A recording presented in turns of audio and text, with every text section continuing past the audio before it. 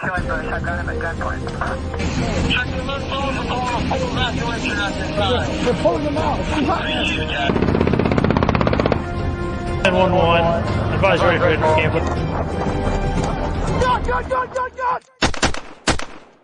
Welcome to another episode of War Stories. I'm Tom.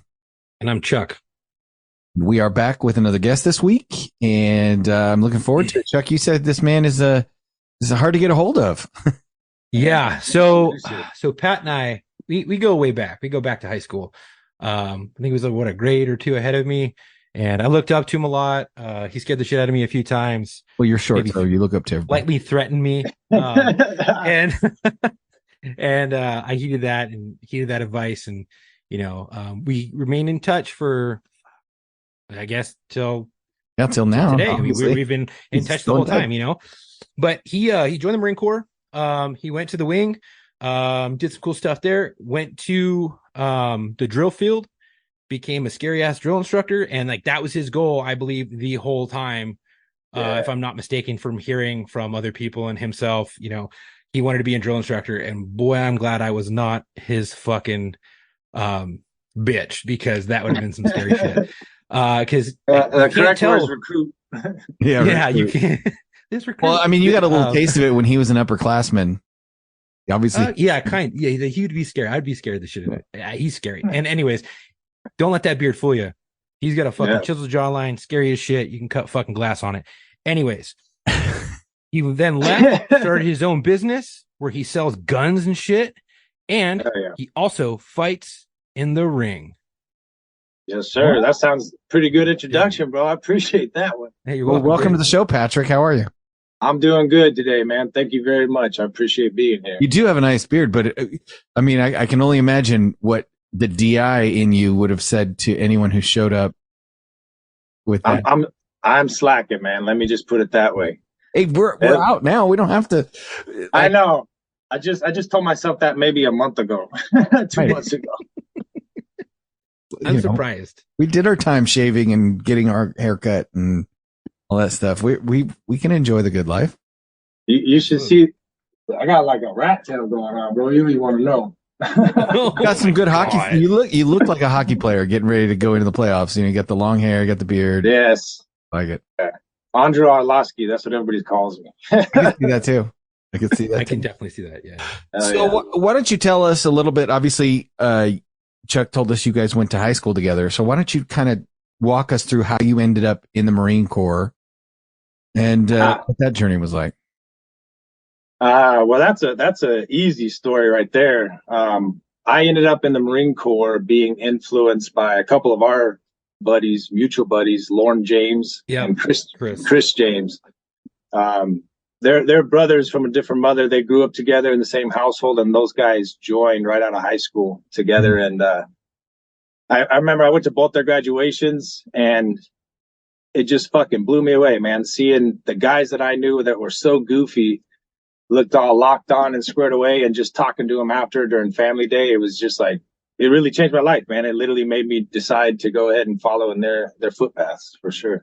Just seeing the difference in who they were before and who they were after.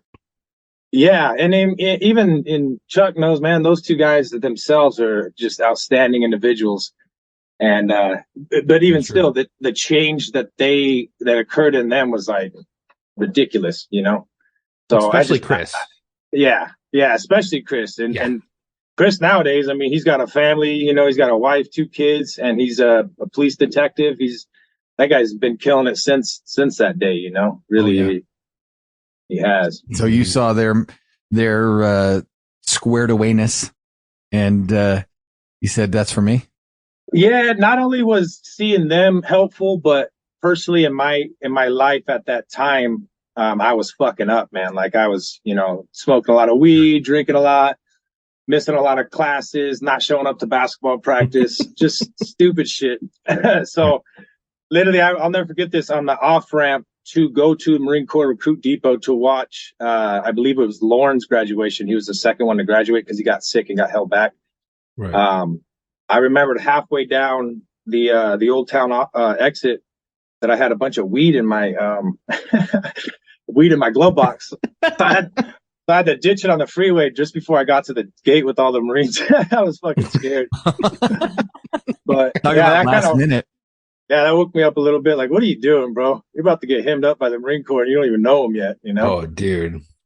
What were you thinking bringing weed? I was probably stoned from the ride down there, not even considering it. I don't know, man. So you had that moment of clarity where you went, oh shit, I got weed on me. They probably won't like that. Yep, I had weed, and I remember I had a brand new unopened bottle of Bacardi 151 behind my seat. So that all got tossed out the window. Poured out, tossed. I had to. So that's an interesting. Hilarious. So you start that way, and it makes such a huge impression on you that you're like, no, this is for me. What specifically do you think about it? Like, because how do you go from, okay, I want to drink Bacardi and smoke some weed and forget I have some as I'm driving to the front gate at a military installation. Yeah. To what specifically about it is you're looking at these guys that you knew in high school that are coming out of this basic training as Marines. And then you said, was it like, man, I'm fucking up, I need that? Or was it like, dude, that shit's badass, I'm going to go do that. I don't care if I have to quit smoking weed. Mostly I'm fucking up, man. You know, I had my father growing up was a good example of what not to do a lot of the time. So that really impacted me. And I knew that joining the military would straighten my ass out right away and almost like do the work for me, you know? So that was a big part of it. Like, I can't keep going down this path. I'm doing all this shit, fucking up. I need to change my life and do it immediately and no looking back. But it sounds like you didn't have that at home, right? No, actually my grandparents raised me. And when I graduated high school, they immediately moved out here, which I live now, to Lake Havasu City. And so Chuck knows Matt Jones. He's another good buddy of ours. He's the guy that I ended up joining the Marine Corps with just a few months after our buddies Lauren and Chris. And his parents took me in like their own son for a few months while I was attempting to go to college. So yeah, for a few months I got to live with them, and then just kind of made the decision from there. And so the Marine Corps basically modeled that behavior for you and changed your behavior. I mean, the Marine Corps changes you inherently. The military it changes you inherently. You know, to what degree? I think it depends on how screwed up you were going in, number one, and number two, what branch you have selected. Because not all basic training is created equal. No, it's not. No, so my boy Matt, who I live with, his dad had served in the Navy, the Air Force, and he was part of the Air National Guard at the time. So extremely experienced small arms instructor. Clay Jones is a bad motherfucker, man. And just all the shit he would teach us, it rubbed off on us. So we considered some of those options. And then one day at Subway, I believe we were, on a Tuesday or something, we just looked at each other like, no, why the fuck would we do that? We gotta at least do what Lauren and Chris did, you know? So we chose the Marine Corps right there. We're not pussies. Yeah, we don't want to be the pussies in the group, man. We'll never live that shit down. Right. Never live that down. A little bit of peer pressure. Yeah, a little bit of peer pressure for sure, man. I'm glad they did it. But you know what? People just are so quick to say peer pressure as a negative term, but there's positive peer pressure, right? Oh yeah. Sure. I mean, boot camp is a prime example of positive peer pressure, which is if you don't square yourself away, I'm going to punish everyone. Yes. And so everyone says, you better square yourself away. Blanket punishment. Right. But you know what, Pat? You loved that shit since the high school. I mean, when you came back from boot camp, I remember speaking to you, asking you advice and things like that. And then I spoke to you, I think, right before I went to SOI, or not SOI, School of Infantry for fucking MCT. And you were like telling me like, hey, this is what to expect, yada, yada, yada. And then you were talking about how, you know, you wanted to be a drill instructor. And I think you were one of those crazy dudes in boot camp that probably thrived off the screaming and the yelling. You're like, fuck yeah, this is what get my dick hard, dude. I love this shit. Yeah. Like, this is what I'm going to do. Yeah. Yep. I definitely did thrive off that shit. I was one of the louder recruits. I think I got promoted to squad leader, then eventually guide, and then fired from guide back to squad leader because I wasn't cussing and yelling enough. So after that, I started cussing and yelling more, man. Damn. They knew what they were doing, man. It's all mind games. It's a very well Absolutely. planned mind game. Yeah, a lot of smoke and mirrors, man. Oh yeah, for sure. Well, that's why I always tell people, you know, if you really think that you are the absolute worst person that they've ever seen, it doesn't matter how many times they've said that. You're like, oh my God, I really must be the worst. No, you're not the worst person they've ever. There is a worse person that they've ever seen. Yeah. Chances are you're not it. Now, you play. Yeah. how many, because I've always been wanting to ask a drill instructor, and I've never really met one. Obviously, you are, and I should have asked you before, but how many recruit classes or whatever get investigated by NCIS? Is that like another smoke and mirror type of thing? Like we're like, oh fuck, we're being investigated. Let's see who cracks and let's see who squeals on some shit.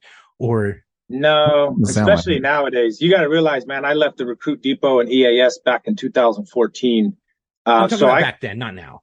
Yeah, now I could only imagine. But back then, even still, from the time I was a recruit, which I graduated boot camp in February of 2006, and I went to DI school and graduated DI school September of 2011. So it was only like 5 short years. And even in those 5 years, the difference of what I remember them putting us through as recruits versus what I was allowed to do as a drill instructor was pretty fucking significant. Like there was definitely an increase in that type of shit. So although there were a lot of investigations, like when I was a chief drill instructor and I got sent to Quantico by the base general to be part of like rewriting their mentorship order and shit. They selected, you know, different staff and SEALs and officers from out the Corps and flew us out to Quantico to do this shit. But while I was gone, one of my teams got alligated on by a recruit. And throughout that whole shiesty fucking investigation, you know, I ended up getting an award taken away from me. I had won a meritorious I had won a Marine or Drill Instructor of the Year board. And there was supposed to be a follow-on award given, and I didn't get that because of these allegations, you know, from whatever my team did to this kid. So although there were a lot of investigations going on, it wasn't as common as you think. Because, like, for instance, me as a chief drill instructor, I cracked the fucking whip on my hats, and really was there to look out for them. Like, I don't train recruits as a chief. I hardly even, you know, need to yell at all. It's all about taking care of and training the drill instructor. So. It wasn't as common, but it happened for sure. Okay, I was gonna say because fuck, dude, we went through some shit. Yeah. Well, got arm broken and fucking craziness. So let's get into the DI thing because I think that's super super interesting, and there's probably a lot of people who like Chuck are like, I've always wanted to ask a DI this. So let's just start with. So you joined the Marine Corps, but you're not a DI right out of the gate. So tell us a little bit about your journey to become a DI. And obviously, when you were going through basic, if you know, playing around with the DIs and getting screamed and yelled at like that was getting you off, then is that when you decided that I want to do that shit? Yeah. Did you just watch Full Metal Jacket? No, I hadn't seen that movie till after I graduated, to be honest. But yeah, no, I remember in recruit training, as we were about to step off in our trucks for Family Day to go meet our families, our experienced drill instructor, which we would call the EDI or the J, Sergeant Butler, he asked me, he's like, so Boffman, what are you going to be doing in 4 years? And I literally looked that man in the face and replied that I was going to be a sergeant and I was going to be a drill instructor. And he fucking kind of laughed and told me I was a piece of shit, you know, whatever he wanted to say to me at the time. Yeah. And I think I did him one better because I got promoted to staff sergeant like 2 weeks before I graduated DI school. So I got to kind of rub that in a little bit. Did you run into him later? See him again? I never seen him again. And you know what? To be honest, man, I was told by several sources he was actually killed. He was killed on the side of the road. He became a Vermont, I want to say, a Virginia state trooper, and he was struck by a vehicle, man. So rest in peace. Drill instructor Sergeant Matthew J. Butler, dude, he was a fucking monster, bro. He was absolutely a maniac. And I thank to this day that guy for a lot of what he instilled in me, because I sure as fuck brought it to the drill field when I came back as a Lima Company hat. He was a Mike Company hat. Okay. Yeah. Yeah, he's a bad dude, man. I mean, I still have nightmares of that guy, bro. Literally. It's crazy. I'm looking up to see if we can figure out who that is, because that would be interesting. But so you decided early on you wanted to be a drill instructor, and then what do you do right out of basic? So I signed up for a 5-year contract as an avionics electrician. And what I did was, a bunch of different schools. So right out of recruit training in MCRD San Diego, I went to Pendleton to do Marine combat training. And then from Marine combat training, I was flown out to Pensacola, Florida. And that's part of the aviation training. And what I learned there was how to do basic avionics. Basically an electrician on planes is what I was, or electrical engineer. And then from there, they sent me to Whidbey Island, Washington State, which is where I learned how to do my job, but on my specific platform, which was an EA-6B Prowler. Yeah, we interviewed guys who were stationed up at Whidbey.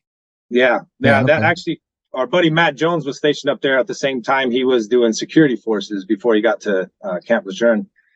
But so I did the C school, which is in Whidbey Island, Washington State, and that was about 7-month school. And then from there, I went to the fleet, the operating forces out in Cherry Point, North Carolina. And that got there about, I think, February, March of 2007, I'd say. So that's started my fleet career as an avionics electrician, working on EA-6B Prowlers. Within that time, I did quite a bit. I deployed 3 times, went to Iraq, Al-Assad twice, Bagram Airfield once. Did martial arts courses, did sergeant's course, did all those types of PME schools and all that, and then re-enlisted in Afghanistan as a staff select for the drill field. I was about maybe 80% of the way done with a MESET package to become an officer, and it clicked in my brain. What I really should be doing is becoming a drill instructor, because then later down the line I could always become an officer, but I couldn't do the other way around. I couldn't become an officer then go back to becoming a drill instructor. Right, exactly. You can't put the cart before the horse. That makes sense. If you really want to be a DI and put that, checkbox on your resume, then it makes sense that you would have to do that first. So you decided to delay the officer route and go. So how does that work? Is there an audition process? Is there an application process? I imagine being a DI is not just something that people hand out. Dude, there's a little bit of a screening process, but it's not as rigorous. I believe it mostly has to do with boat spaces and being able to get a seat at the school, essentially. So, but again, man, just like Charlie said, most people in my unit knew where the fuck I was headed, man. They knew what I wanted. So, shout out to Sergeant Christian Jones. That guy actually lives up in Reno now. He's since EAS, but that guy, he did some work. He was our CRS, our career retention specialist. And Lou, I haven't said some of these words in like 10 fucking years. You realize how this shit's all coming back, but right. He was you spit it out and you're like, oh shit, I know how to say that. Yeah, right. He's our CRS, and he went to boot for me to just get it all handled in a timely manner after our Afghanistan rotation, and made it happen. And actually, shout out to John Self. He was one of my Marines. He was a corporal under my charge. Actually, he got promoted to sergeant, and he gave up his boat space for re-enlistment to let me have it so that I could go be a DI. So thank you for that. Yeah. Wow. Yeah. That's pretty cool. Really cool. Yeah. I appreciate that, because we used to bump heads, man. He was always right there, He was a Marine. He was gung ho, and he was always, if he could challenge something and do it better, you'd want to know about it. So it was just a big shock, man. I really appreciated it. And that means a lot, because during the time that we enlisted, there was the Marine Corps, I think, doubled. It went from 250,000 or 200,000 to like 400 and 450,000 Marines. And then in around 2010, they started doing the reduction of force once Obama came into office, because that was his big thing. He wanted to fucking pull out of Iraq and then try to get out of Afghanistan. And so he started their reduction of force, and dudes were literally getting kicked the fuck out from staff because they didn't promote to gunny. And dudes were crying. Yeah, dudes were crying on main side. And so that is like a big fucking thing. And people might be in that like, oh, it's not that bad. Like, we're, people getting promoted left and right. If you really want to stay in, you stay in. If you don't, you get out.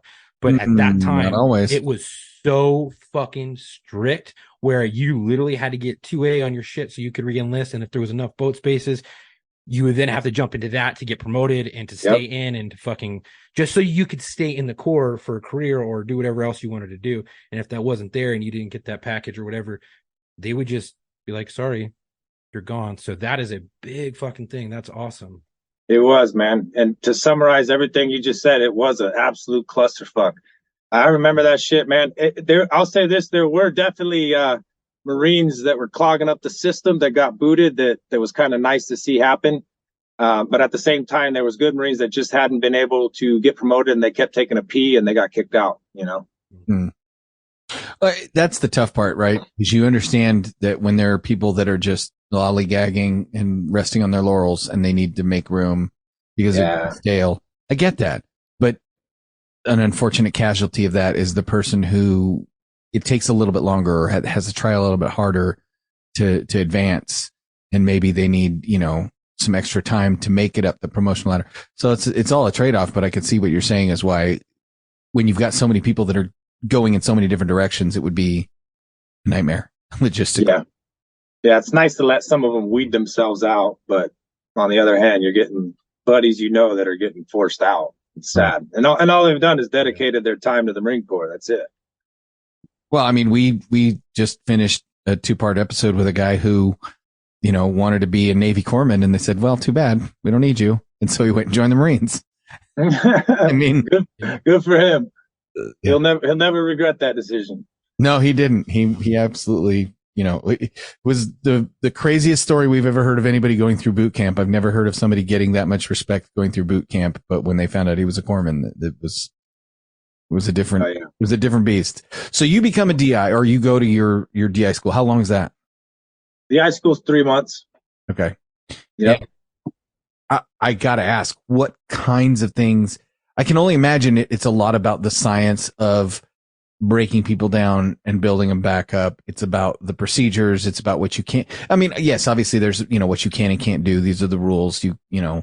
There's that stuff, but the methodologies of how drill instructors, if you have a recruit who is like this, here's some of the ways you can motivate them. If you have a recruit who's like this, is it a lot of that?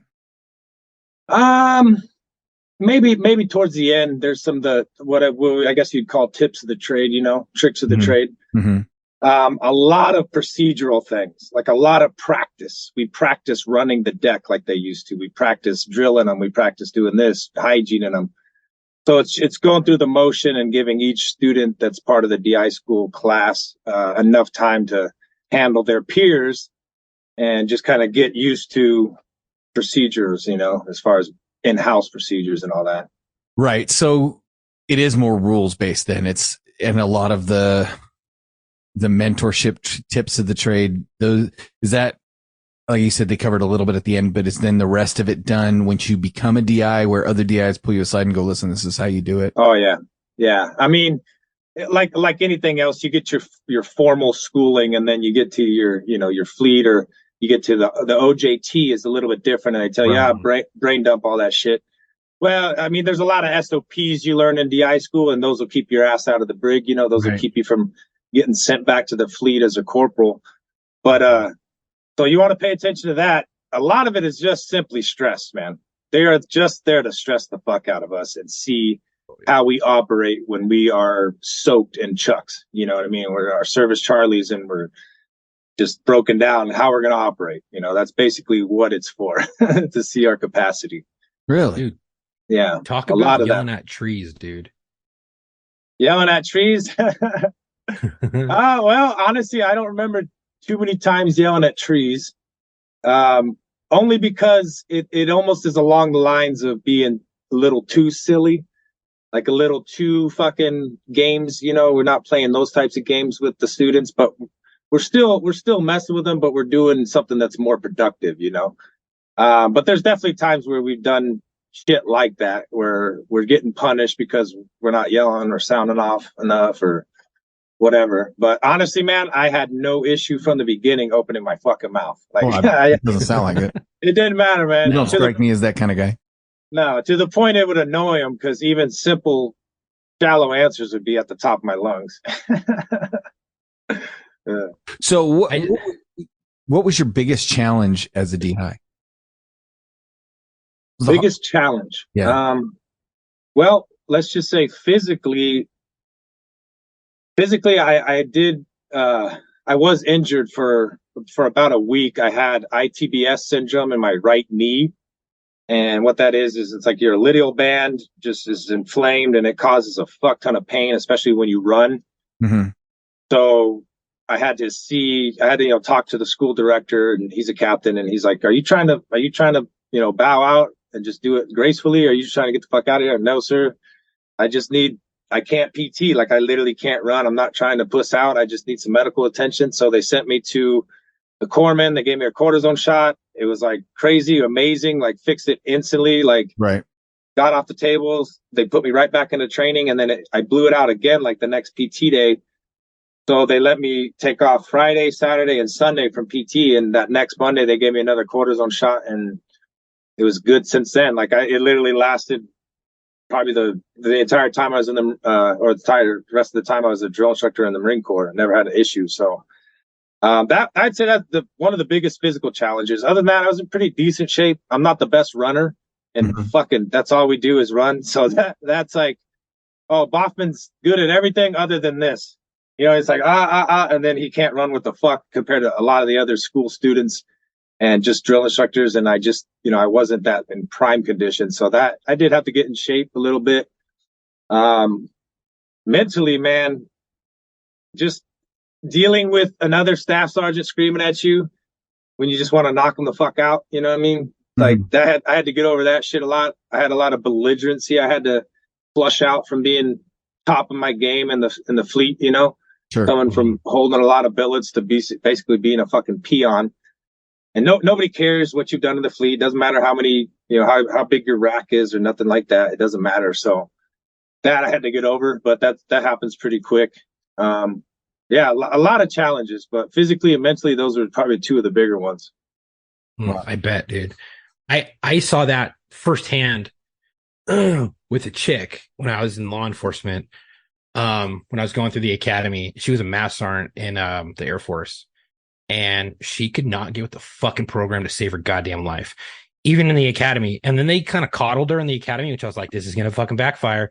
This is going to fucking backfire. We went to our division to do probation. And this fucking chick, like, she's a friend of mine, but fuck, dude. I was like, damn, Stephanie, you got to get with the fucking program, dude. You got to play the fuck games. She's like, no, I'm not playing fuck games. I did the academy. I was like, yeah, barely.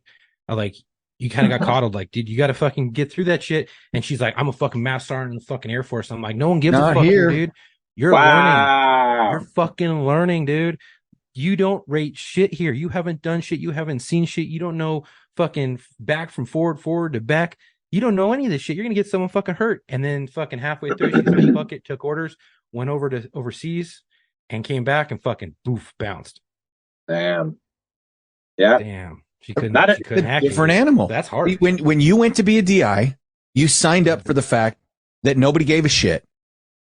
Mm-hmm. Yeah. When you go to be a SEAL, when you go to be a police, you sign up. Nobody gives a shit. You're starting here. It's the same exact thing happened to you on day one of boot camp. And if you can't wrap your head around the fact that boot camp alone doesn't carry credibility into the rest of the world for you all the time. Sometimes you got to start from the fucking bottom and start from scratch, and you got to check your ego. Yep. That's the best way to humble yourself on the way up, man. For sure. Yeah, for sure. I can tell you, I still run into people that they never learn what they don't know, if that makes sense. Like it's yeah. The old expression of you don't know what you don't know till you know it, and then you know it so you don't not know it, kind of a thing. Yeah. Well, yeah, you can't know you didn't. Oh, I knew I didn't know that. No, you just have to be open to the fact that there's a ton of shit out there you don't know. Mm-hmm. And when you accept that, and when you humble yourself and be like, okay, I'm getting into a group of people that know what the fuck they're doing. I just need to shut my mouth, open my eyes and ears, and absorb as much as I can. And than take the shit that they dish out because I'm not on their level. Wrap your mind around that and life will be a lot easier for you. Oh yeah. Yeah, that happened fairly quickly for us. You know, not only like in the Marine Corps or military in general, but especially the Marine Corps, there's a lot of adherence to the rank structure, and there's a lot of, keeping that sacred, if you will, and traditional. Right. Right. Well, on the drill field, that applies, but not as much as your billet. That's basically passed on to the billet, because you can be like, I'll never forget being a senior drill instructor as a staff sergeant and having gunnery sergeant green belts run onto my deck and stand at the restiest parade rest you've ever fucking seen for me, because I'm a senior drill instructor. Me being me, I'm like, hey, gunnery sergeant, bro, you need to chill. Like, you don't stand like that for me. I'm a staff sergeant, man. Don't ever forget that. I'd be the one reminding them, hey, don't let some of the shit get to your head like some others have before me. I'm trying to correct it and let you know you can show me respect without snapping the parade rest like a fucking recruit, you know? Right. I'm not that guy. No. Yeah. Neither am I. That's a good leader. You know what I mean? Yeah. Well, it's a good follower. Right. Yeah. That too. It's also a good follower. Learning how to follow is just as much of a skill as learning how to lead. It's just not everybody can be a leader. There's stuff that you have to inherently have in you, but you can teach just about anybody to be a good follower, except those that are completely stubborn and hard-headed and think they know everything. Right? Yeah. That makes sense to me. Like what you're talking about, that gunnery sergeant, he's a fucking gunny because he's obviously a good follower as well as a good leader. Yeah. He knows what's up. And so he was showing you respect by not putting you in a position where it was awkward. He was just like, nope, I don't give a fuck if I outrank you. You have, time and grade at the senior DI level. And so he showed you that respect, and you're like, no, it's not like that. Because you're a good leader. You're like, I'm going to respect my fucking people and the skills they bring to the table. So it's a weird double-edged sword. It is. I'd say it's kind of like a sweet spot. You got to be in the zone. Right. So the example I gave was him addressing me with the respect of my billet, and standing at parade rest, even though he's a gunnery sergeant and I'm a staff sergeant. But if he would not have addressed me as a senior drill instructor, like when we talk to each other in the drill field, it's drill instructor, Staff Sergeant Boffman, how you doing today? That type of thing. So if he would like skip all that, then we'd have to correct that.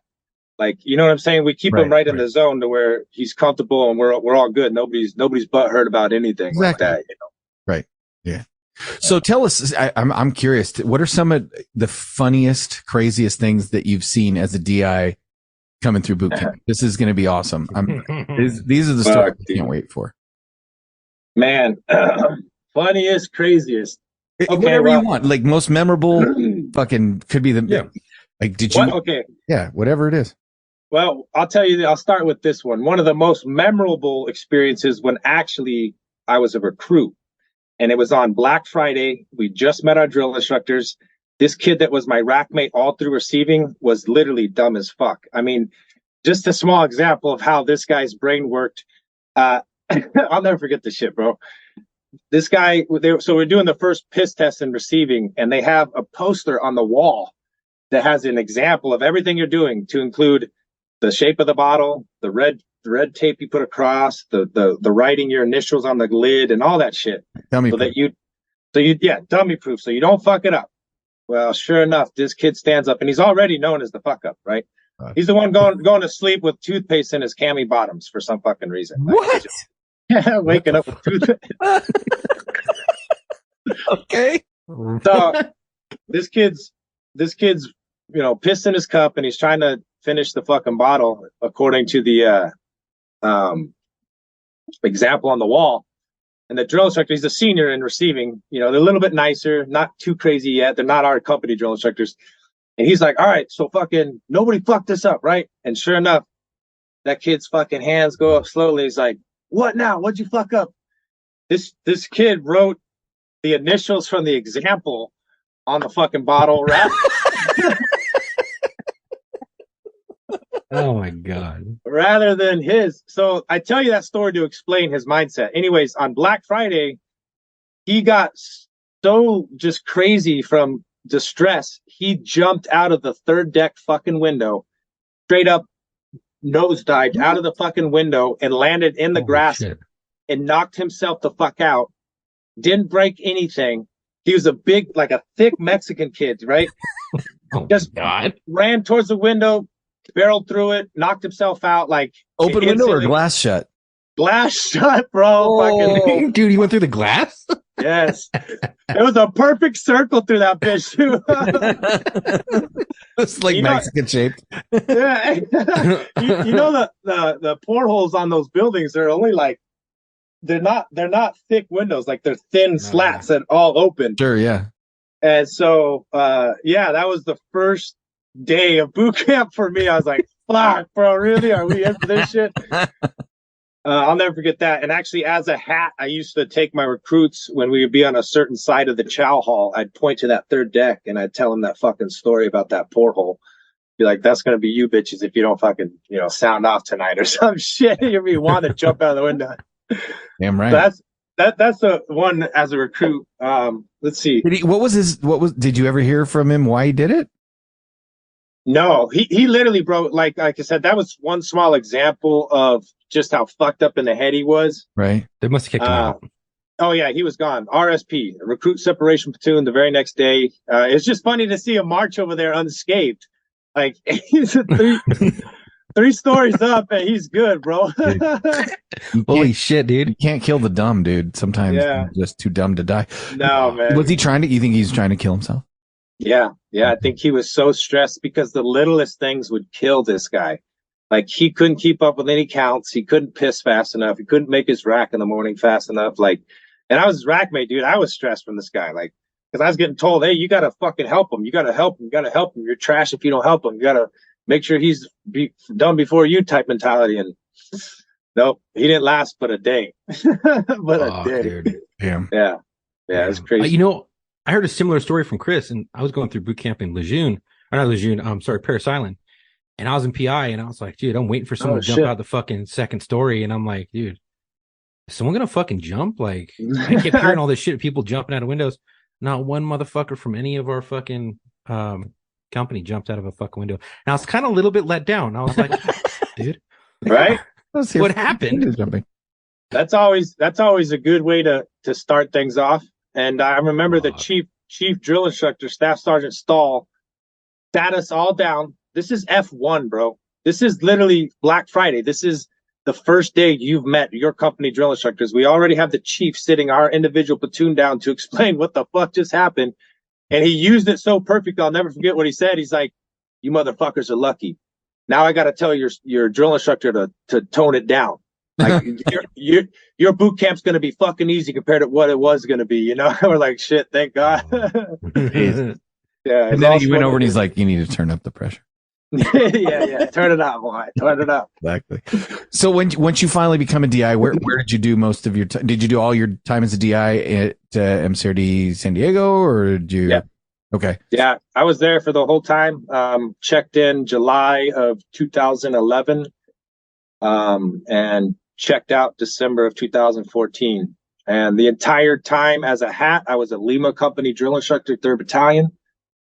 Did 2 cycles as a third hat, 1 cycle as an EDI, 2 cycles as a SDI, and 3 as a chief drill instructor. And then from there was I went to McQuist to teach some water training a little bit. And then I think I went to be the battalion SACO before I got out because I already made the decision to EAS. Okay. So if you're at MCRD San Diego the whole time, as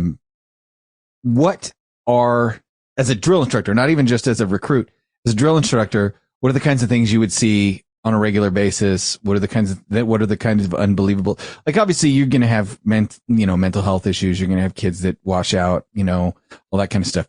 But what are some of those like recruit moments similar to jumping out a window that stick out to you in your mind where you're like, are you fucking kidding me? I'm actually seeing Bro, there's so many. Let's start this. Do you ever have any suicides? No. Okay. But as a senior drill instructor, I had a kid one time. I came in, it was probably about 06, so I didn't wake him up. My hats woke him up, took him to chow, got him dressed, and senior comes on deck about 0600. Get to my duty hut, and my Jay's like, "Hey, senior, we got this kid over here that says he wants to talk to you. He thinks he wants to try to kill himself." So I play the role. I take the campaign cover off. I'm being nice to him, talking to him, trying to see, what the fuck's going on. And like at one point, he rolls up his fucking cami sleeve, and he has like little cat scratches on his wrist. And I start laughing at his fucking face. Like, okay, Oh, fuck that. okay, bitch. Like, if you're gonna do it, goddamn, get the fuck out there and do it. And I kicked him the fuck out. And like he came back after getting trashed by the hats for about another 30 minutes. And out of nowhere, he just like changed his mind. He just like, this crew wants to train, sir, because I was giving him so much extra heat for not training. He's like, this crew would just rather train now. Okay. So then he just got back into training. So was he trying to show you his hesitation marks and tell you he was suicidal, and then that didn't work out for him, and so it didn't work out. That's usually a pretty solid way to get out of training, is if you just think and tell anybody and start telling people you want to hurt yourself or somebody else or a drill instructor. Eventually that's going to lead to a separation. I mean, there's no fucking around with that. Right. But I based on his performance before, like, he was a pretty decent recruit, never had any issues, never like seemed like he was too stressed or overwhelmed. And I paid, immense attention to all my recruits. And so I just knew that he was being a bitch, like something happened. You got a bad letter from Susie or some fucking bullshit. You're in here trying to fucking Jody sleeping around. Yeah. You're trying to get me to side with you. And sure enough, you blow my mind by showing me what is like paper fucking cuts on your hand. He's using the paper clip to. It was his IP scissors for his camis. I told him to give me them shits. and then I had the hats trash him for having IPs on his camis. Because he can't cut him. He's like, I cut him. Yeah, that's what you get. We had motherfuckers who were like, well, I want to get the fuck out. And they're like, if you want to get the fuck out, and you want to fucking try to kill yourself, do something stupid, they would tell you like, hey, you might want to fucking do it, because if you try to get separated and we send you to that fucking platoon and you want to get out of boot camp and you don't want to do the full 3 months, 16 weeks or whatever the fuck, we'll make sure you're here for the next 6 months, and you'll watch your class graduate, the next class graduate. And if we can, we'll keep you for the next one. And you'll do all the fucking cleanup, all the working parties. And no matter how much you want to get back in there, we will not allow you to fucking finish. And we will separate your fucking punk ass and get you the fuck out. And dude, that worked on a lot of us, except for one kid. Fucking, dude, right. In other words, you won't be a Marine and you won't go home. Nope. Yeah, exactly. Yeah, you'll be. It's called purgatory. Oh fuck, dude. So Patrick, go ahead. I'd say there's one way off the depot, and that's graduation, man. That's it. I mean, yeah, that should be the only, like, obviously there's other ways, but we don't want, like, your goal should be graduation. That should, you signed up. You didn't get drafted. Ain't nobody been drafted since Vietnam. Nope. How do you feel about them? This is one of the things that I've always wanted to know. I know from talking to my DI from the police academy, the senior lead, how he felt about us, because he talked to us at graduation, was like, I'm still a full-time police officer. I will see you guys out there. I may be rolling back up, or you may be rolling to back me up on a call. Like, I wanted you to be people I trusted.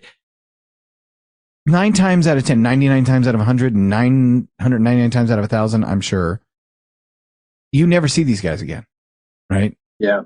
They head off into the Marine Corps, and that's it. How do you feel about the recruits? And then do you ever get follow up? Do you ever see him again? Do you ever is there ever a recruit where you're like, well, he's going to be a piece of shit, and then you see him graduate and you see him later and you're like, oh, fuck. Like a full circle type of thing. Yeah. Yeah. I mean, it's pretty dynamic the way that works. So, like, as far as how I feel about them now, let's say after I've done my job and they've moved on and they're all Marines. Some of them are even EAS now.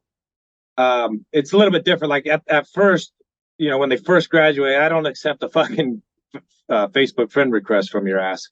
Right. But now I've gotten to know some of them on a personal level. I've mentored some of them through social media or emails. I've helped some of them, not helped in a lot of ways, but just kind of guided some of them on starting LLCs and doing some business type shit.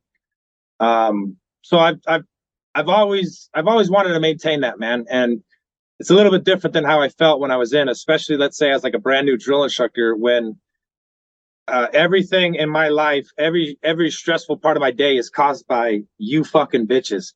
So it really like I really did hate recruits for a while. Just being part of the mentality and being part of the whole show, you start to like hate them because they have way more rights than a drill instructor ever would have. You know, they're coddled compared to how hats are treated.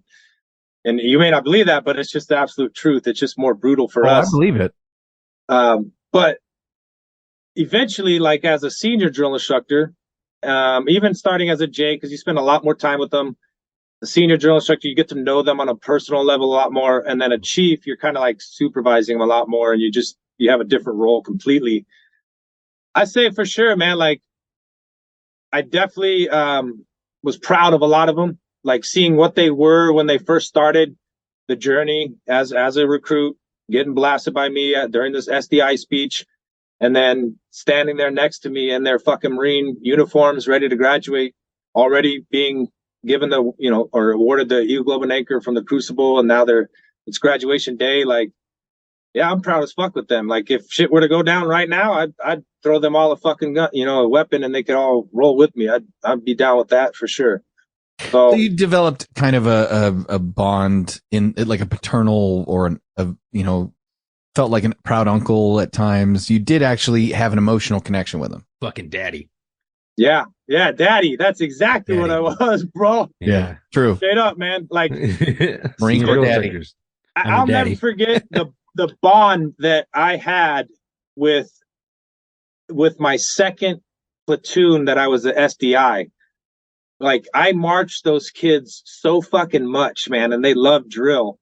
Like, that was our bond. Like, to march my kids was like a goddamn heaven at sometimes, man. I loved just singing cadence to them and busting out the fucking moves that they worked so hard on. Like, so yeah, I had an intimate fucking relationship with the recruits as far as our bond that we fucking made over those 3 months of turning them from a little shitbag to a goddamn killing machine, you know? So Dude. it could be substantial. I got to tell you. What's the turnaround time? Sorry, Chuck, real quick. What's the turnaround time between finishing a class and starting a class? It usually varies. I think the longest, what we call break that we had was 6 weeks. The shortest was a week. Okay. So you could graduate Friday and pick up Friday, and that sucks, boy. Yeah, I can imagine. I mean, your body's still smoked. Like, you literally are a noodle. It don't matter. You're not putting on muscle during your break. You're not recuperating. I remember one year, my second cycle after graduation, we had 2 weeks off, and the first week I couldn't fucking walk because my Achilles heels were so fucked, or my Achilles tendons were so swollen from finally being out of dress shoes for once, you know, for a week. It was weird. I couldn't walk, dude. It was weird. But just shit like that, yeah. Not too much time, really. Yeah, I gotta say, my fucking best bonds were with my kill hat, because you got to spend so much time with that motherfucker, and he was slaying you. And then with my senior drill instructor, and we, as a whole, I would say we fucking love that man, senior drill instructor, Staff Sergeant Soto, because he was like, he would come save you, right? And he would build this persona like, I'm your fucking daddy. I'm gonna come save you. We're gonna have some fucking powwow bonding time. And then he would check you every once in a while and fucking slay you, and then bring you back and be like, see, don't fuck up. And that dude was fucking awesome. He gave that exact same speech that you just gave right now. And he would tell us about like rolling through the fucking invasion. And he's like, if shit was to pop off right now, he's like, I pray for war. If this shit was to pop off right now, I would take you motherfuckers right now. I would hand you a weapon, and we would go handle fucking business. And like, I see the passion that you have. I see the passion that he had. And I think that is something that separates all from all different branches. And I think this is what makes the Marine Corps top, is because that bond and that caring is just, I don't know. I've never been in any other branch, but I feel like it's just a little bit more. Well, so big as a whole coaching to it. It's coaching, but you're coaching every aspect of their existence. You know, absolutely. And so you get to know them intimately, I'm guessing. Yeah, and you're trying to set them up for the future, really. Like, I don't give a fuck how badass of a recruit you are. I really don't give a shit. I just know I need to know that you're going to be a good Marine, and that it's not always the case. Right. I've seen company honor grads literally pop for cocaine on their 10 days leave. Like I've seen shitbag fucking recruits just excel as fuck when they get to the fleet. You know, you never know, and that's really the goal, is for them to carry on the honor and everything as far as being a Marine and earning it daily, you know. But what Chuck was saying, like, imagine hearing that shit as a recruit, being told by your senior drill instructor, this guy that's been smoking your ass for 3 months, that he would proudly take you with him in combat. There's so much we could do to motivate them, to get them to perform, you know, for their job and for the daily training shit that we have them do. But just like I said, to teach them how to be motivated and motivate people, for sure. Right. Getting that to swell your chest up here. I mean, you're like, yeah, you know, I'm finally a man. You know, I finally made it. Right. The senior drill instructor said he would go to war with me. You know, like it's like when they get their name tapes for the camis. Like, oh, look at me, I'm a person now. Yeah. So yeah. if you were to provide advice, anybody, because we have people listening that are still making up their mind, and then we have people listening that are going in. If you were to provide advice, if you were to sit down with somebody and say, listen, here are the few pieces of advice I can offer, because I've had to do this a couple times with people going to the police academy, and I'm curious what advice you would give somebody. It doesn't matter how close you are to them or not, just anybody who is asking you as a senior drill instructor, what do I need to do? What are the tips and the tricks? How do I survive and thrive in basic? I would definitely start out by saying, scream as loud as you can and run as fast as you can at any point in time. Be as intense as possible, sun up to sundown. And of course, nobody understands what the fuck that means. I mean, even after 2-3 weeks of training, they still don't get it. We still have to keep murdering them until they understand how we want you to move with absolute fucking speed and intensity.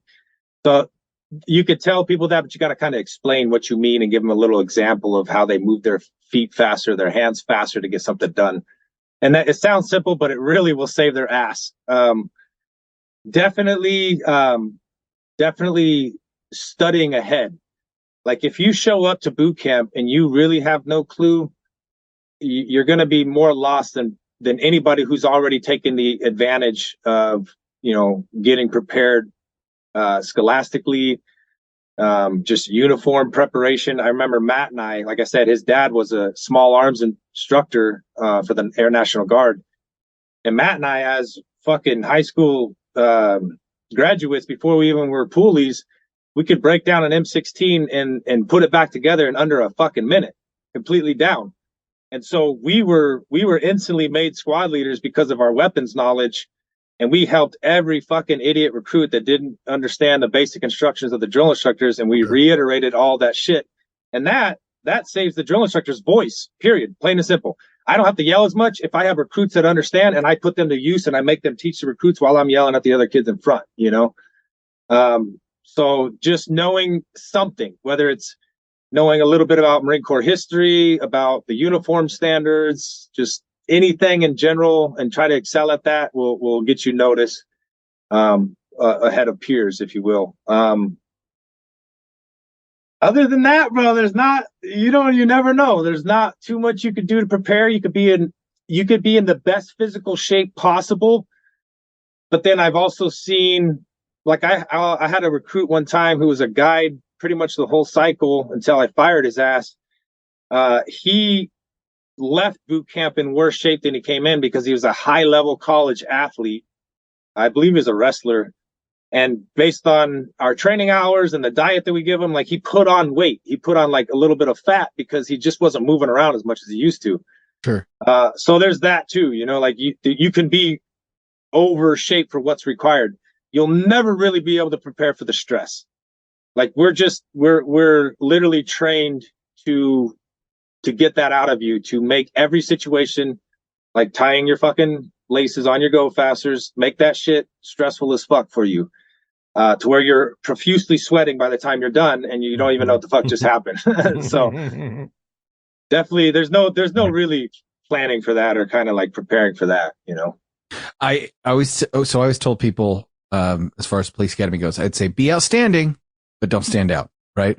One way or the other, like you don't stick your head up, like be outstanding. Have people every time they look over at you, they're going, that guy's doing outstanding. But you're not drawing their attention every time they turn around. You know what I mean? Right. Oh, like, yeah. I would tell people that don't draw attention to yourself if you can avoid it. Just if they happen to look over, be doing the fucking best job possible. Right. For sure. And then I tell them it's a game. Right? It's a game. The yelling, the screaming, the stress, it's being done for a reason. So if you can accept that it's being done for a reason, it makes it a little bit easier to stomach because you can't take it personal. And that's the whole point. You need to be able to function under stress. You need to be able to keep your head while everyone around you is losing theirs. And so if you mentally prepare yourself going into a situation saying, they're going to yell and scream and they're going to call me a big piece of shit and all that stuff. And I'm okay with that. Like make peace with it. You know what I mean? You can for sure see the kids who have never been yelled at. Right. You can for sure see the rich kids, like they are just a different breed of human, Right. Getting used to someone being in your bubbles would be a big plus because we're not used to getting screamed at to where we can literally smell this motherfucker's breath. You know what I'm saying? Right. You're just not, that's never happened to you unless you throw down with somebody or whatever. But, right. Exactly. They'll remember the smell of fucking Listerine and fucking Newports. Sergeant fucking Wilcox. That motherfucker was the Black Terminator. And he would fucking yell at you nose to nose, spitting in your fucking face and your mouth. And you'd just be smelling that fucking fresh smoked fucking Newport and that Listerine that you'd spray in his mouth. You're like, fuck, goddamn, dude, this guy's fucking crazy. I say, if anything, I could say one thing else would be somehow, some way, get used to telling people what to do. That's a big problem for people, man. Like people they don't know how to be in a leadership situation. They don't know how to direct or just even take control of other people, and that comes into play. That's all we want to see. Right. We want to see leadership from the get-go. It's cool that you can run fast and do 100 pull-ups, but eventually that guy, like that's the first guide we pick. Right. Okay, who's the best looking, buffest, doing the most pull-ups, running the fastest? Hey, you come here. Hi, sir. And he's dumb as fuck. And he gets fired like a week later, right? And eventually all the leaders come out and they realize, okay, I got to step up, and it's up to me to do this. Right. So get used to telling people what to do. That'll help you out. And don't be afraid of what you know. Right? Yeah. Like be confident. Yeah. Be confident. And that's the double-edged sword of like, know when you don't know something, right? Yeah. And listen. But when you do know something, be confident in your ability to do it. Don't be a cocky asshole and be like, I got this. Like, sir, I'll take care of it, sir. And then fucking do it and take care of it. Yep. My son it's funny. My son came to me last night. And this was probably, when you have those moments as a parent, I don't know, Patrick, if you're a parent, but I know Chuck is. And when you get to this point where maybe you've experienced this with your recruits, even, they don't have to come and tell you something. They don't have to come and drop a dime on themselves. They don't have to come to you. Like they've reached a point where they could have gotten away with it, or could have, we didn't notice or whatever. But my son came to me last night and he said, look, this is what happened. And it turned out okay. I handled it, this and that and the other thing. But you can get mad or tell me I had bad judgment if you want, but this is how it happened, and this is what happened, and I just felt like I should let you know. And I was like, holy shit, that's a pretty, like, I couldn't get mad at him because it was already over and done with, and he'd handled it. He'd handled the business. That's but good he progress. still had the integrity to come to me and tell me, this is how I fucked up and this is how I fixed it. And I just felt like you should know. And being able to have that kind of, like you were talking about, being confidence in owning your fuck ups. Like that's another thing too. I think you could agree, Pat. Own your mistakes. Like own them. Yeah. If you fuck something up, take the fucking ass whooping, take the ass chewing. Just, yep, that's me. Give it all to me because I fucking deserve this shit, and I'm gonna make it better. Not gonna happen again. Don't be the guy who fucking laughs off a fuck up and then fucks up again. Right, like you didn't learn nothing. Yeah, exactly. That type of integrity is what we aim for, and you do see that come around. It's not as quick as their volume. It's not as quick as their speed. It's not as quick as their motivation. Recruits are shitbags, man. At first, they're used to doing things at their own pace. Even though we tell them how to do it and what they need to do, sure as fuck they didn't wake up in the night and get it done, and now they're getting smoked the next day. So that's what I call the forging process. Like, we are literally taking human beings and molding them into something that is particularly all the same across the board, and it's got to be a standard. And to get people to that point, what you have to put them through is pretty unique. Yeah. Like everybody's different. That's the thing. Everybody responds to leadership a different way. We all know this from being in. Some guys just need short, sharp commands. Aye, aye, sir, and they make it happen. Yep. Other guys need to get fucking screamed at and spit on and just smoked day in, day out, day in, day out. Yeah. But eventually he gets it. You got what you needed, and that'll stick with them. You know what I'm saying? And we see that at the end for sure. We look for that. Good. Well, it's been awesome. It's been fun. I actually have really enjoyed getting all the inside scoop, because it's you get a lot of questions. You obviously see, DIs portrayed in film and TV. You see documentaries where, you see military commercials. You see all these things. Everybody knows what a drill instructor, Marine Corps drill instructor looks like. Everybody's, most people have seen Full Metal Jacket, Yeah. But to actually speak to a drill instructor and get, your take on how, like, behind the scenes has been fun. I liked it. Had a good time. Yeah. Those are definitely some fond memories, brother. I'm glad I could share those with you guys. Yeah. Now, do you miss it? Oh, fuck, dude. Every day, man. That literally is the one place on this planet I fucking actually belong, dude. It really is the truth. Like, I'm so good at what I did that I need to be there, but my body ain't going to have that shit. There's no way I could run a deck right now. I'd get crushed. I'd get absolutely goddamn crushed. So, but I wish I could, man. I wish I really could, because I did enjoy that thoroughly. Yeah, well, you can fight in a fucking octagon. Yeah, that's the replacement right there. So where can people see you fight? What's the? Well, right now I am injured. I tore my meniscus in late November last year, so I had to cancel a fight in December, and I just started taking some pretty intense injections. So as of a couple days ago, I decided to take a middleweight fight, and I'm shooting for October. That'll be down in Phoenix with Rough MMA. That's who I've fought for all of. My last 3 fights was with Rough. My first 2 was with the World Fighting Championships, one in Laughlin and one out of Saboba Casino, California. But the last 3 have been all down in Phoenix, Arizona at the Celebrity Theater. So those fights are all on pay-per-view. And then, of course, you can come and watch in person or whatever. Right. Where can they see him in person? Where's the fights at? The Celebrity Theater. It's down in Phoenix, Arizona. That's who I'm fighting for at the current time. Okay, so they're the promoter, I guess. Yeah. Okay. Yep. So they have their own internal system right now, and that you okay. Yeah, they put on pro fights as well as amateur fights. Right on. That's cool. And you're pro? No. You're nope. amateur. I'm an amateur. Okay. I'm 3-2 right now is my amateur record. As far as going pro, I'm really looking at mid next year. If I continue to heal physically and get a couple more wins, like I said, I'll be fighting middleweight coming up in October.